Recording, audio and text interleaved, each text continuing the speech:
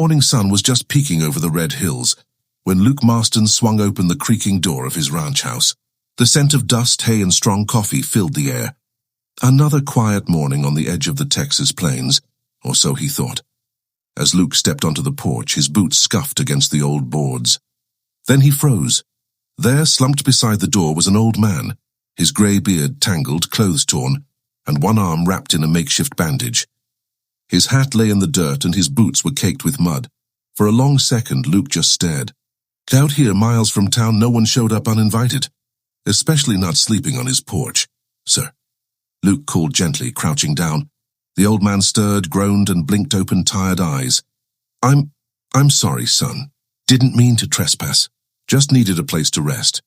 Luke noticed the man's leg, swollen and bruised, twisted wrong at the ankle. "Looks like you need more than rest," Luke muttered. "Come on, let's get you inside."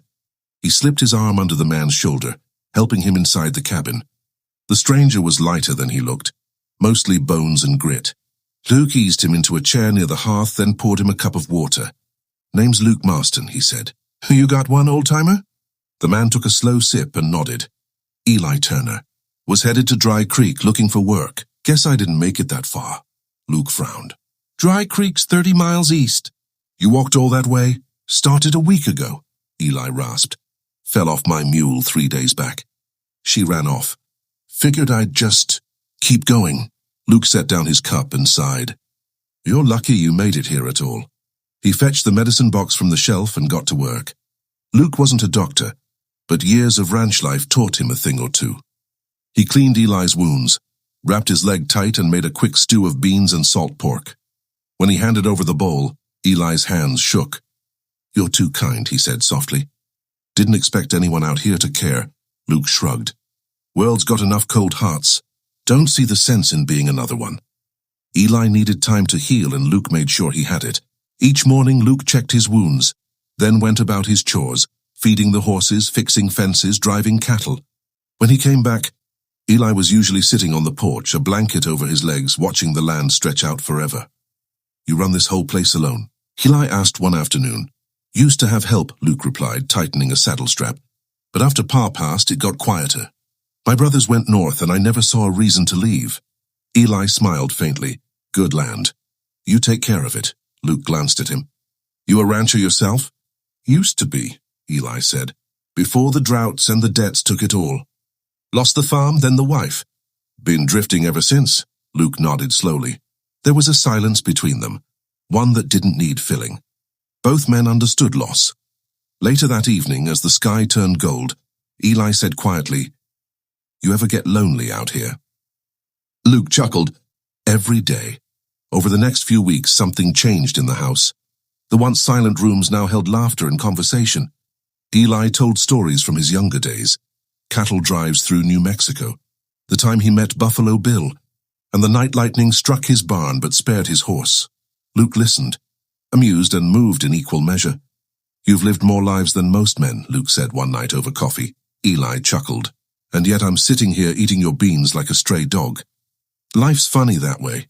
Luke leaned back in his chair. "You're no stray. Eli, you're family now." The old man's eyes softened, and for a moment, Luke saw something deep. Loneliness, gratitude, and maybe a bit of hope. By the time the first snow fell, Eli's leg had healed enough for him to limp around. But the cold hit hard that year, biting winds and frozen nights that cracked the boards of the porch. One evening, as Luke stoked the fire, he noticed Eli shivering despite the blankets. The cabin was small, just one bedroom and a cot in the corner, but Luke knew it wasn't enough. That night, as the wind howled outside, Luke made up his mind. At dawn, he saddled his horse and rode into town. He bought lumber, nails, and a few sheets of tin, with what savings he had left. When he returned, Eli was waiting on the porch, confused. "What's all that for?" Eli asked. Luke smiled. "You'll see." He started measuring, sawing, hammering, his breath steaming in the cold. By the second day, Eli realized what Luke was doing. "You're building another room," Eli said quietly. Luke grinned. "I told you, old man, you're family. Can't have family sleeping in the draft." Eli's eyes welled up, and he turned away, pretending to rub them.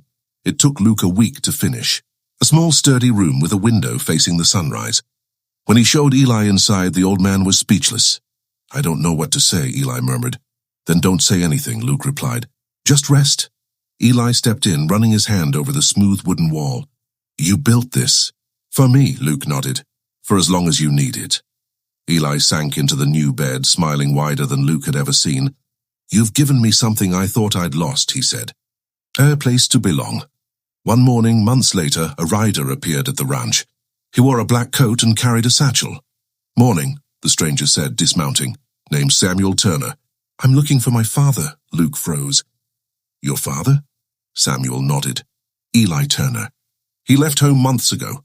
My family's been searching ever since." Luke blinked. "He's here. Been staying with me." Eli hobbled out onto the porch, leaning on his cane. When he saw the man, he stopped dead in his tracks. "Sam." "Pa." They met halfway, the younger man catching the old one in a tight embrace. Luke looked away, smiling quietly. "I thought you were gone for good," Samuel said, voice breaking. "We've been searching every town from here to Dry Creek." Eli laughed through tears. "Guess I didn't get too far after all." Samuel looked at Luke. "You saved him," Luke shrugged. "Just did what anyone decent would do." "Not everyone would," Samuel said firmly. "You gave him a home," Luke smiled faintly. "He gave me something too, company." Samuel stayed for a few days, helping around the ranch. Before he left, he made Luke an offer. "My father's got land back home," he said. "We'd like you to visit. Maybe even join us, manage some cattle, work the ranch. You wouldn't be alone anymore." Luke hesitated, looking toward the horizon. "This land's my life," he said. "But I'll visit." Eli clasped Luke's hand. "Then it's a promise." The two men hugged before the Turners rode off, disappearing into the trail of dust. For weeks after they left, Luke felt the silence heavier than before. He missed the clinking of Eli's cane, his morning stories, his laughter that echoed in the kitchen. But then one spring afternoon, a wagon rolled up the road again. Eli was back, this time, sitting beside his son with a smile wide as the prairie.